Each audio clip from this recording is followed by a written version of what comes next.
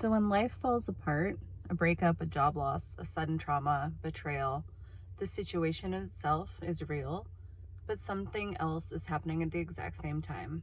Your nervous system goes into emergency mode, and when that happens, people rush to fix things immediately. But making rush decisions can quietly make things worse. And that's usually where the spiral begins.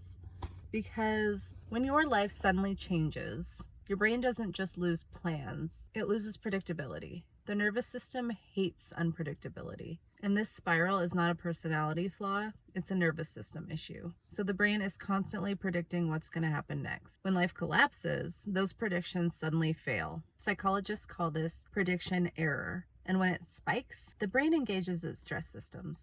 So when something big collapses in your life, your brain suddenly loses its sense of structure. From a nervous system perspective, the brain interprets this as a loss of safety and control. So your stress system activates, especially the amygdala and the threat detection networks in your brain. Your brain starts searching for anything that restores control quickly. And people start doing all kinds of things that look like overthinking, doom scrolling, drinking, substances, trying to fix everything all at once, making rash emotional decisions, or just grabbing onto anything that feels like relief in the moment. Maybe you've been there, maybe you can think of something that you do in these moments. And these behaviors are not random. They are attempts to regulate your nervous system. So overthinking creates the illusion of control. Let's say that again. Overthinking creates the illusion of control. It's not control. Doom scrolling floods the brain with stimulation. Quick decisions create the feeling of momentum.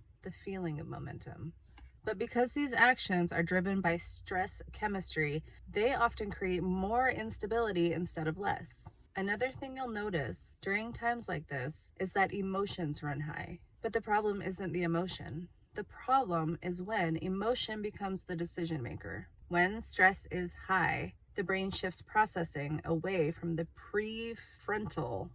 Why is that word hard? Prefrontal cortex, the part responsible for planning and long-term thinking. So think about that. It's shifting away from the responsible part of the brain, and it shifts toward survival circuits. So decisions become faster, more reactive, more short-term. And have you ever made a decision in that mode and had it turn out great? I can't think of a time I have.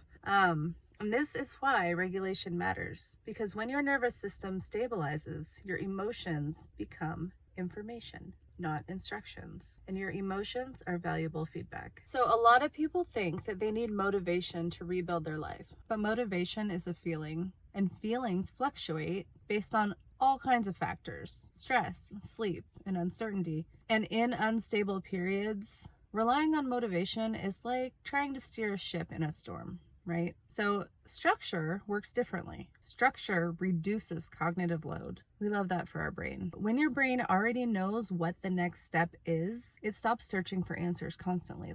It gets out of that panic, fight or flight mode. And it lowers stress in your nervous system. Yay! Structure gives your brain predictable signals, and that lowers stress in your nervous system. Structure gives your brain predictable signals that say things are under control. So here is a simple stabilizing ritual for you to do once a week. So once a week, take about 15 minutes and write down 3 things. What actually matters this week? What can wait? And 1 action that moves your life forward. This works because the brain handles uncertainty poorly. When everything feels urgent, the nervous system stays in constant threat mode, aka survival mode. But when you narrow your focus to 1 meaningful step, the brain shifts from panic to progress. So it's not 10 steps, not a huge life plan, just 1 step every week.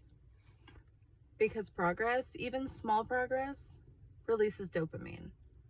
And dopamine stabilizes motivation and attention. You don't have to rebuild your life in one fell swoop. The nervous system does not heal through urgency. It stabilizes through consistency. You rebuild your life through calm, deliberate structure. You regulate first, then rebuild.